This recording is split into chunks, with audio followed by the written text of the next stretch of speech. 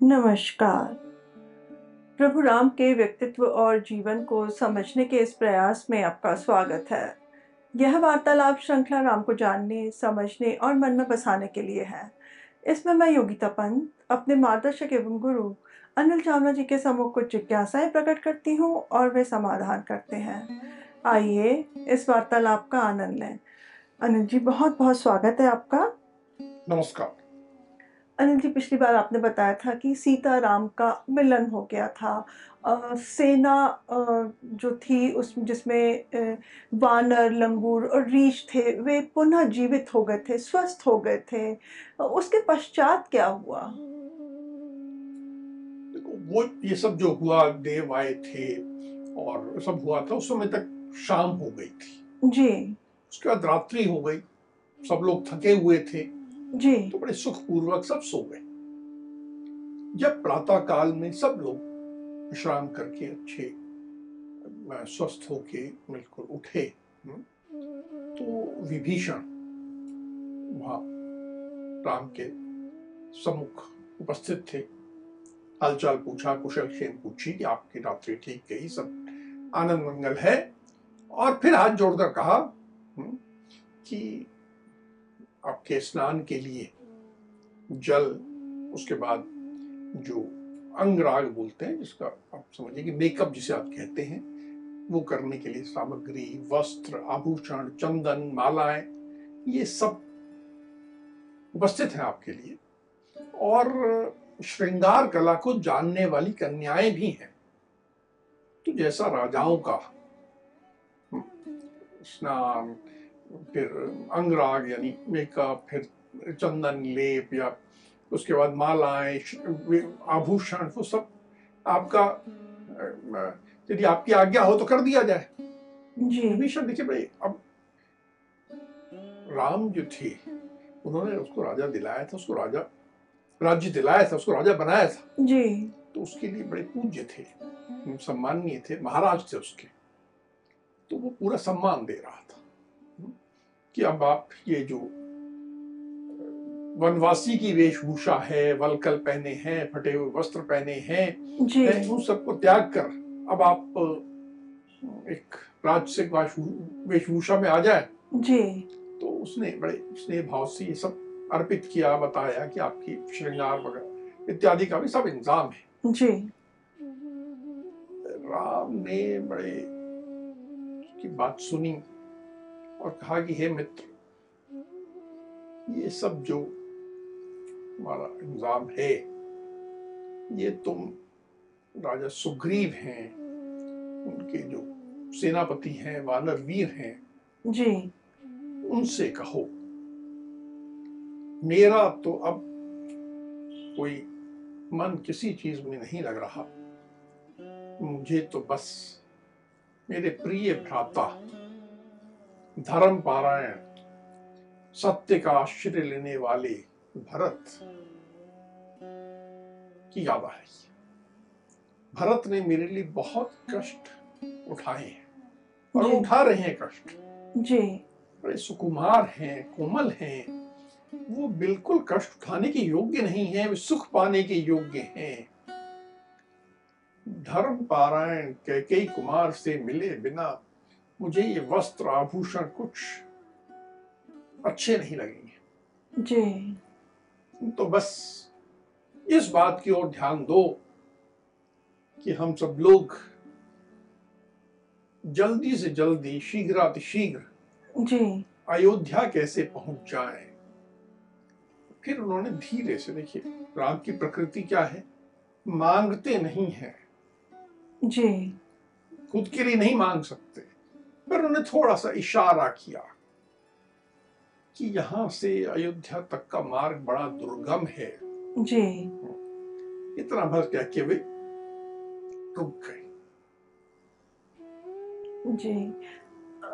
राम के ऐसे कहने पर फिर विभीषण ने क्या कहा? अब जो इशारा राम ने किया था, जी। विभीषण को उससे अधिक किसी संकेत की आवश्यकता नहीं थी। मैं तुरंत समझ गया उसने कहा कि राजकुमार, आप चिंतित ना हों, अयोध्या जाने का मार्ग कैसा है इस विषय में आप चिंता ना करें। जी। मैं आपको एक ही दिन में वहां पहुंचा दूंगा। मेरे बड़े भाई कुबेर का पुष्पक विमान यहाँ उपलब्ध है। याद होगा कि रावण जो है कुबेर से ये छीन के लाए थे। जी जी लेकिन अब तो लंका में तो उपलब्ध है। जी। तो विभीषण ने कहा मेरे बड़े भाई का वो उपलब्ध है, मैं आपसे आपको पहुंचा दूंगा, आप उसे विषय में चिंता ना करें। लेकिन मैं आपसे एक अनुरोध करना चाहता हूं, प्रार्थना करना चाहता हूं, बड़े विनय पूर्वक, जी बड़े दिल से करना चाहता हूं कि यदि आप मुझे अपना कृपा पात्र मानते हैं, कि आपके मुझ पे कृपा है, यदि आप मुझ में कुछ गुण देखते हैं, मुझे इस योग्य समझते हैं कि मैं आपका स्नेह पा सकूं, जी तो भ्राता लक्ष्मण और पत्नी सीता के साथ कुछ दिन यहां हमारे पास विराजिए। हमें ये सौभाग्य दीजिए कि हम आपका कुछ सत्कार कर सकें। जी। मैं मनोवांछित वस्तुओं से, अच्छी अच्छी वस्तुओं से आपका सत्कार करना चाहता हूं। ये मैं आपका सेवक हूं, बहुत विनय पूर्वक आपसे प्रार्थना कर रहा हूं। कोई आग्रह या आदेश ऐसी बात नहीं है, आप इसे अन्यथा ना लें। जी जी मेरी आपसे ये प्रार्थना है कि आप कुछ दिन हमें ये सौभाग्य दें। जी। ये विभीषण के इस विनयपूर्ण अनुरोध के बाद फिर राम ने क्या उत्तर दिया? अब ये देखिए, बातचीत की कला में राम बड़े निपुण है, जी और कोई प्रेम से ऐसा आग्रह कर रहा है जी कि उसका इसमें स्वार्थ तो नहीं है, जी प्रेम है, स्नेह है, जी तो उसको कैसे उत्तर देना। तो उन्होंने कहा कि हे विभीषण, मेरे प्रिय, मेरे बहुत परम सुहृदय और उत्तम सचिव बनकर, जो पूरे पिछले समय में, युद्ध के समय, वहां सागर पार करने से पहले से तुम मेरे सचिव बनके, एक सहायक बनके तुमने मेरा काम किया, मेरे सुहृदय बने, मेरे दिल के करीब रहे जी और मेरी सेवा की तुमने। इस प्रकार, और तुमने सब प्रकार की जो चेष्टाएं की, परिश्रम किया, सब जो किया, इससे तुमने मेरा सम्मान और पूजन किया है। ये बहुत है। देखिए, उनका मान कर रहे हैं। जी और फिर कहते हैं कि तुमने जो बात कही है, तुम्हारी बात को मैं अस्वीकार नहीं कर सकता हूं। जी क्यों नहीं कर सकता? कि तुम मुझसे प्रेम कर रहे हो। प्रेम करने वाले की बात स्वीकार करनी पड़ती है। जी प्रेम का यही सिद्धांत है, चाहे मित्र का से हो, चाहे किसी से हो, जो प्रेम से बात करे उसको स्वीकार करना पड़ता है। तुम्हारी बात को मैं अस्वीकार नहीं कर सकता हूं, पर मेरा मन भरत को देखने के लिए बहुत उतावला हो रहा है। मेरा मन बस वो छोटे भ्राता भरत में ही लगा हुआ है। मुझे याद आ रही है जी कि कैसे वो मुझे मनाने के लिए, लौटा लाने के लिए चित्रकूट तक आए थे पैदल चल के, जी और फिर वहां पर मेरे चरणों में सिर झुकाकर, रो रो कर उन्होंने कहा था कि भ्राता लौट चल।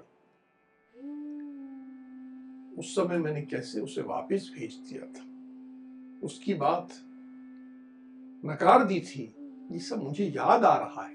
जी और इसके अतिरिक्त माता कौशल्या, जी सुमित्रा, कैकेयी और मेरे मित्रवर गुह, गुह तुम्हें याद होगा, जी गंगा पार करने में निषाद राज ने जी मदद की थी। जी जी मेरे परम मित्र गुह और अयोध्यापुरी के नगर के सब लोगों, वहां के जनपद के लोगों को देखने के लिए मन में बहुत तीव्र उत्कंठा उठ रही है। जी मेरा दिल बहुत व्याकुल हो रहा है। जी अब मेरा तुमसे बस इतना ही अनुरोध है कि तुम मुझे जाने की अनुमति दे दो। ये कैसी विनम्रता है। जी। तुम मुझे जाने की अनुमति दे दो, जैसे राम उसके दास हो।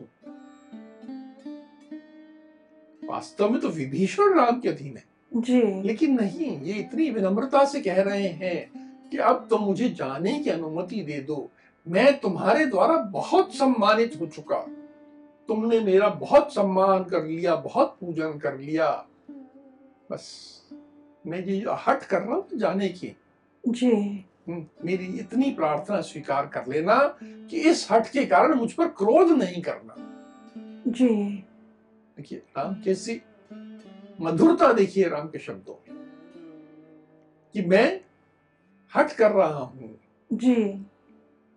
पर इस हट को तुम अपने दिल पे मत लेना, इस पे क्रोध मत करना, बस इतनी प्रार्थना है और मुझे अनुमति दे दो। अब विभीषण भी इतनी विनम्रता से राम जी। कह रहे हैं जी।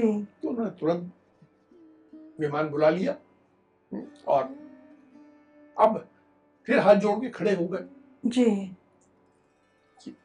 विमान तो आ गया प्रभु, अब मैं क्या सेवा करूं। ऐसे सेवा भाव से विभीषण राम के सम्मुख हाथ जोड़ के खड़े हैं कि अब मैं क्या सेवा करूं। जी। विभीषण के इस प्रकार पूछने से फिर राम ने उन्हें कुछ सेवा देने को कहा। देखो, राम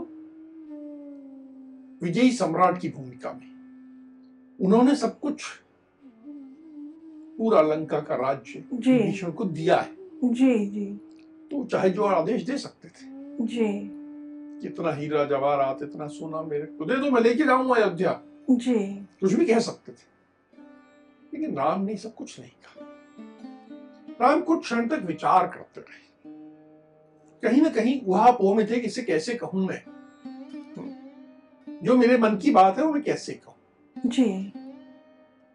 फिर बड़े स्नेहपूर्वक तरीके से जैसे समझा रहे, जी। आदेश की भाषा नहीं, वैसे वो स्थिति में थे कि आदेश दे सके, जी। पर जी। नहीं, आदेश की भाषा नहीं, स्नेह से, जैसे मित्र को एक मित्र समझाता है जी। वैसे समझाते उन्होंने कहा, भीषण, इन वानरों ने, लंगूरों ने, रीछों ने युद्ध में बहुत परिश्रम किया है, बहुत यत्न किया है, चेष्टा की है, अपनी जान की बाजी लगा दी है। जी। ये इन लोगों ने जो किया है, जी। मेरा ऐसा विचार है, मेरा ऐसा सुझाव है कि अब तुम नाना प्रकार के रत्न, धन इत्यादि से इन योद्धाओं का जी। सत्कार करो। तुम कृतज्ञ होकर इनका सम्मान, अभिनंदन करोगे जी। तो ये सब मानव, ये रीछ, लंगूर बहुत संतुष्ट होंगे और विश्व में सब लोग ये जानेंगे जी। कि विभीषण उचित अवसर पर धन का त्याग एवं दान करते हैं और समय आने पर इनका संग्रह करते हैं। जी। ये एक मूलभूत सिद्धांत जो हमें रामायण में सीखना है कि अर्थ संग्रह करना जी। आवश्यक है। अगर हमें अर्थ कमाएंगे नहीं, इकट्ठा नहीं करेंगे तो हमें काम कैसे चलेगा। जी। लेकिन ऐसा व्यक्ति जो कृपणता करता है और उचित अवसर आने पर भी धन का त्याग नहीं करता, दान नहीं करता, जी। तो आगे नहीं बढ़ सकता। तो राम उसे समझा रहे हैं कि तुम अभी कुछ धन का इनको त्याग करो, इनका सम्मान करो, अभिनंदन करो, जो उचित लगे तुम्हें। जी। और ये सब मैं तुम्हें समझा रहा हूं, आदेश नहीं दे रहा। जी। जो राजा सेवकों में प्रेम उत्पन्न करने के लिए समय पर दान मान आदि गुणों से रहित होता है कि भाई तनख्वाह दे दी अब काहे की तुम्हारी इज्जत करना जी और काहे का पुरस्कार देना, ये सब हमें क्या करना। कुछ लोग होते हैं, आज आप कंपनीज में भी देखोगे, जी तनख्वाह दे रहे हैं, तुम्हारा काम है करो। जी अच्छा काम कर दिया तो कोई रिवॉर्ड नहीं, बुरा काम कर दिया तो डांट पड़ेगी तो रोज डांटता है, लेकिन कभी अच्छा काम कर दिया तो इसलिए कुछ विशेष पुरस्कार मिलेगा, सम्मान होगा, ये नहीं करते कुछ लोग। जी जी हम कह रहे हैं ऐसा नहीं। यदि ऐसा राजा होता है जो दान मान उचित समय पर नहीं करता है, तो जब युद्ध का अवसर आता है ना जी तो उसकी सेना उसे छोड़कर चल देती है। उनके मन में ये भाव होता है तो हमें हमारी जान की बाजी ऐसी लगा रहा है, इसको हमारी कोई चिंता थोड़ी ही है, जी ऐसा सोचने लगती है। तो मैं नहीं चाहता कि लोग तुम्हारे बारे में ऐसा सोचे, इसलिए ऐसा समझा रहा हूं। अब राम ने विभीषण को ये समझाया, आदेश नहीं दिया। और किसके लिए समझाया? अपने वानर सेना के योद्धाओं के लिए, अपने लिए तो कुछ नहीं मानता जी। अब क्या विभीषण ने राम की सलाह मानी? बिल्कुल। राम ने बहुत विनम्र भाव से कही थी बात जी, लेकिन बात तो धर्मानुकूल थी, न्याय के अनुकूल थी। जी। और विभीषण धर्म और न्याय की राह पे चलने वाले राजा थे और तर्क के साथ समझा तर्क के था। बाद समझाई, पूरे तर्क के साथ बात समझाई है। जी तो विभीषण ने सब वानरों को रत्न धन आदि देकर सभी का पूजन अभिनंदन किया, जी कृतज्ञता भाव दिखाया। जी उसके बाद राम विदेह कुमारी सीता और भ्राता लक्ष्मण के साथ विमान में आरूढ़ हुए। उन्होंने देख लिया कि हाँ, मेरे सेना का जो सम्मान पूजन धन रत्न सब मिल गया है, तो अब वो संतुष्टि भाव था।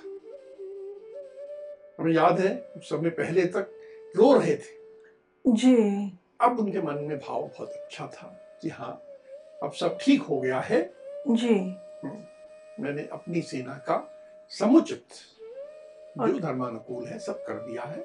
और इस संतुष्टि भाव से वे विमान पर आरूढ़ हुए। जी, अब जब राम सीता लक्ष्मण तीनों विमान में बैठ गए और उसके बाद तो फिर उन्होंने प्रस्थान किया होगा। नहीं, जब वो विमान पे चढ़ गए जी तो उसके बाद उन्होंने जो सब एकत्र थे, जी जी वानर वीर थे, जी तो उनको संबोधित किया। आखिर उनसे एक जिसे कहते हैं विदाई लेना, जी जी ढंग से विदा लेके जाएंगे, ऐसा नहीं कि मुंह छिपा के भाग जाएंगे, ऐसा नहीं है जी। बड़े सम्मान पूर्वक विदाई लेना है। तो इन्होंने उनको कहा कि वानर श्रेष्ठ वीरों, आप लोगों ने अपने इस मित्र का कार्य मित्रोचित रीति से, जैसे मित्र करता है जी उसी रीति से आप सब ने भली भांति संपन्न किया। आप सब लोग अपने अपने अभीष्ट स्थानों को चले जाएं, कहां से आप आए हैं चले जाएं। फिर सुग्रीव से कहा, सखे सुग्रीव, एक हितैषी, एक मित्र, एक प्रेमी को जो करना चाहिए, जैसा करना चाहिए, वह सब तुमने पूरा करके दिखाया। तुमसे मैं बहुत प्रसन्न हूं। अब तुम सेना के साथ शीघ्र ही किष्किंधा चले जाओ। जी। फिर विभीषण से भी कहा, हे विभीषण, तुमने भी सब बहुत अच्छा किया है।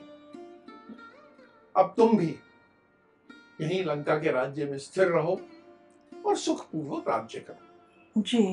अब मैं अयोध्या को जाऊंगा, इसके लिए मैं आप सब लोगों से पूछता हूं और आपकी अनुमति चाहता हूं। देखिए राम की विनम्रता देखिए, जी। सबकी प्रशंसा कर रहे हैं और फिर उनसे अनुमति मांग रहे हैं कि आपकी अनुमति हो तो मैं चला जाऊं। जी। ये विनम्रता है राम की। उस विनम्रता से उन्होंने अनुमति मांगी। जब उन्होंने ऐसी अनुमति मांगी जी। तो जितने वानरपति थे और विभीषण थे, ये सब हाथ जोड़कर वहां खड़े हो गए और उन्होंने कहा कि हम भी अयोध्यापुरी आपके साथ चलना चाहते हैं, आप हमें भी साथ ले चलें।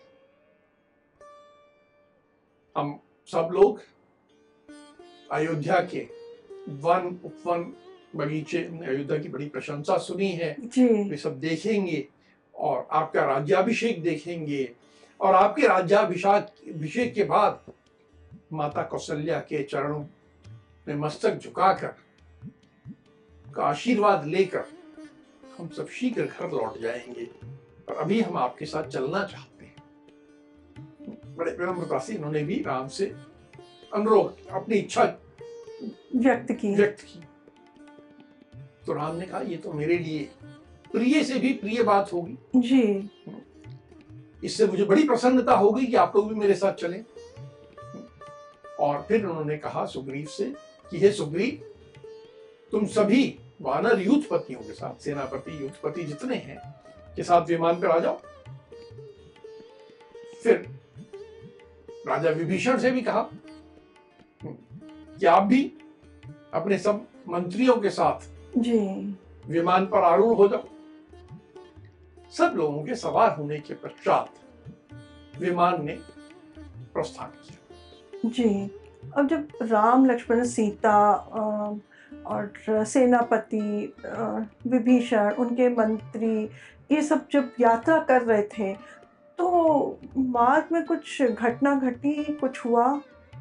अब ये विमान जैसे चला, राम सीता बैठे थे। राम सीता को विभिन्न स्थान दिखाते जा रहे थे जी। कि देखो ये पुल हमने बनाया, यहाँ पर ये घटना घटी, यहाँ पर जटायु का भाई मिला था, यहाँ पर हमें ये मिला था, सारी बातें बताते जा रहे थे। जी। बताते बताते पूरे मार्ग बताते हुए जब थोड़ी दूर से किष्किंधा दिखने लगा जी। तो उन्होंने कहा कि देखो वो किष्किंधा है, यहाँ पर मैंने बाली का वध किया था, यहाँ के राजा सुग्रीव हैं। जी। और सब बातें बताई। जी। तो जब सब बातें बताई तो सीता ने बड़े विनय पूर्वक प्रेम से राम से कहा कि मैं चाहती हूँ कि सुग्रीव की तारा, उनकी अन्य प्रिय पत्नियां और ये जितने वानरेश्वर हैं हमारे साथ, जी। उनकी स्त्रियों को भी हम साथ लेकर अयोध्या चले। जी। ये आए हैं तो इनकी पत्नी भी आनी चाहिए। जी। अब देखिए यहाँ पर हमें जो सीता ने इच्छा व्यक्त की, जी।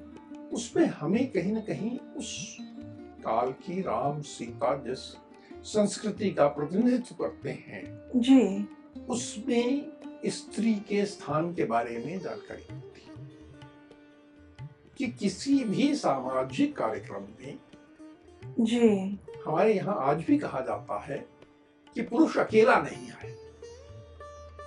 अब राज्याभिषेक में चल रहे हैं जी, और ये सब पुरुष अकेले चल रहे हैं, तो ठीक नहीं। इनकी पत्नियां भी साथ होनी चाहिए। जी, बिल्कुल।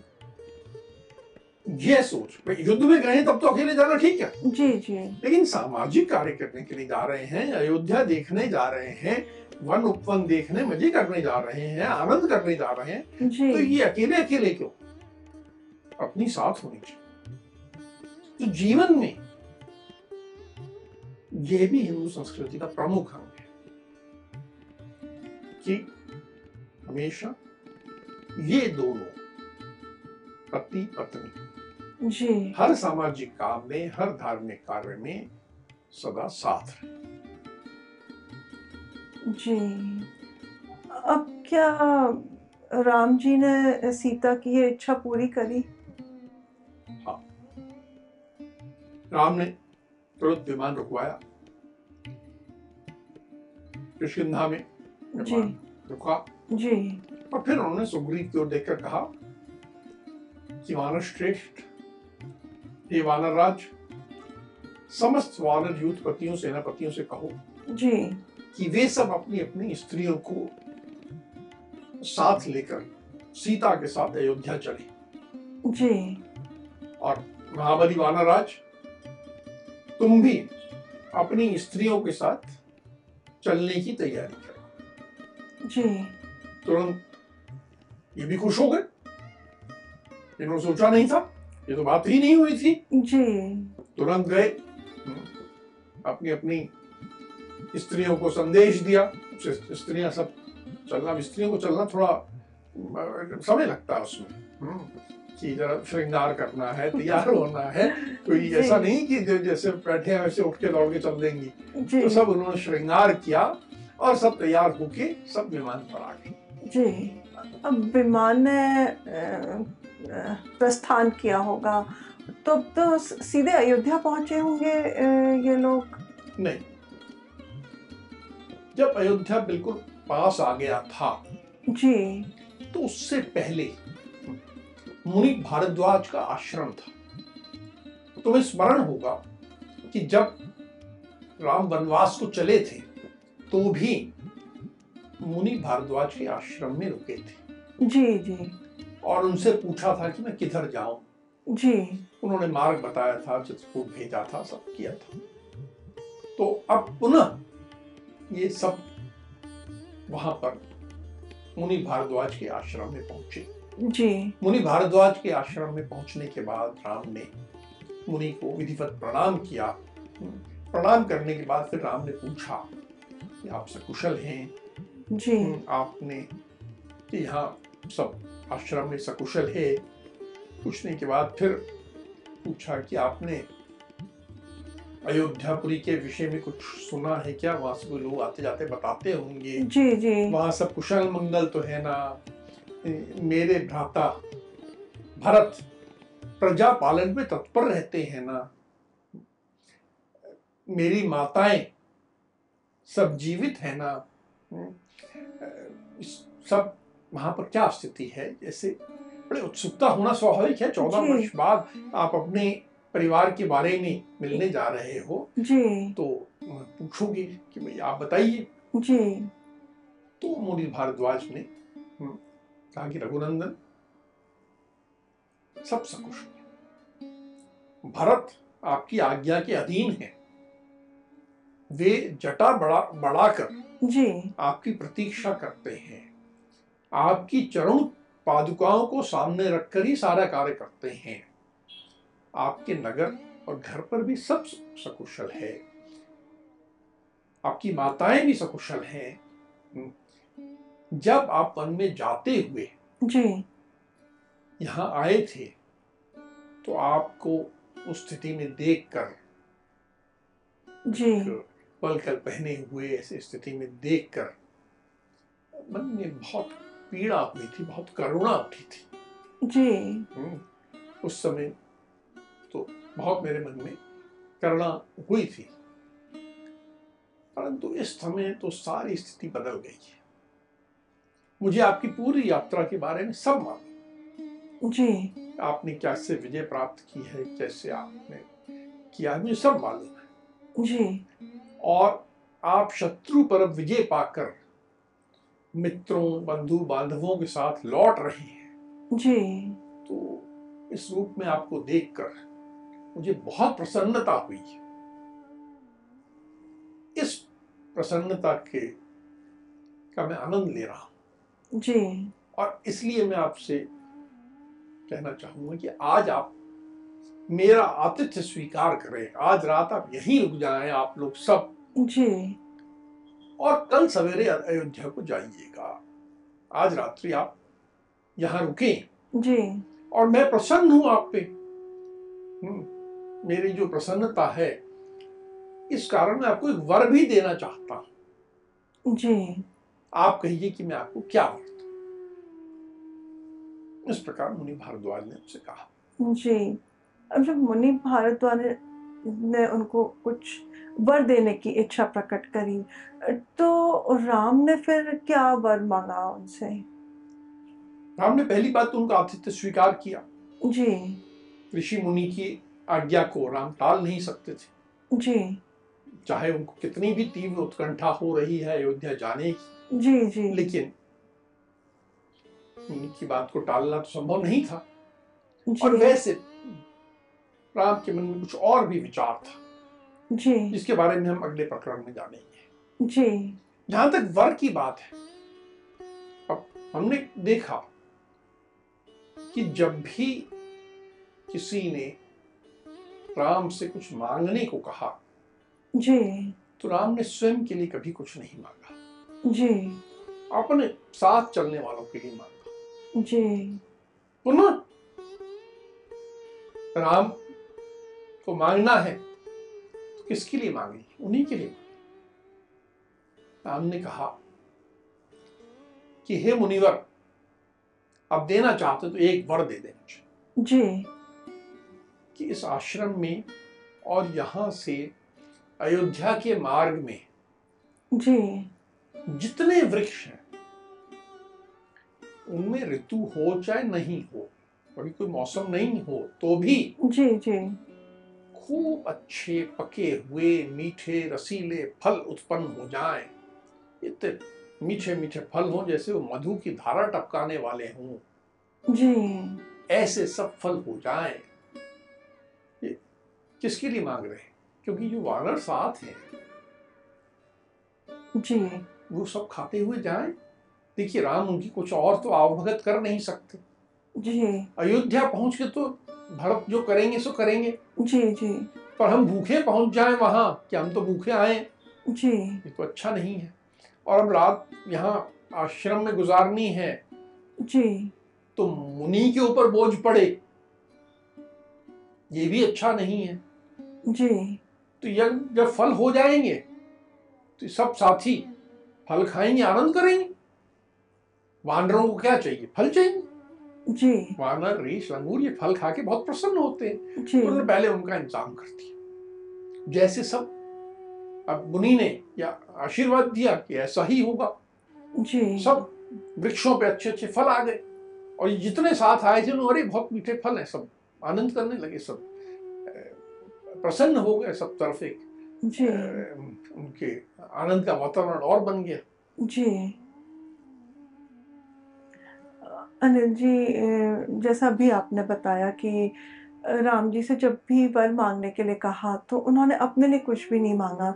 ये हमने पिछले प्रकरण में भी देखा था। जब देवगण ने उन्हें मांगने राम जी ने उनसे मांगा तो उन्होंने अपने लिए नहीं मांगा, अपने साथ जो योद्धा आए थे, जो सेना आई थी, जो घायल व्यक्ति थे, जो अ, जिनका वध हो चुका था, उनके लिए मांगा कि वो जीवित हो जाएँ, स्वस्थ हो जाएँ। और अब भी हमने देखा आज के प्रकरण में भी जब विभीषण से उन्होंने मांगा, तो उन्होंने अपने साथी जो योद्धा थे जिन्होंने राम जी को जीत दिलाई, उनके लिए मांगा। और अभी ऋषि भारद्वाज के आश्रम में भी जब उन्होंने कुछ वर मांगा तो उन्होंने फल वगैरह अपने साथी जो थे उनके लिए मांगा। तो राम जी ये बहुत ध्यान रखते थे कि जिन्होंने उनकी मदद करी है उनका ख्याल करें। और ये हम सबके लिए एक आत्मसात करने वाली बात है, हम सबके लिए शिक्षा ग्रहण करने वाली बात है।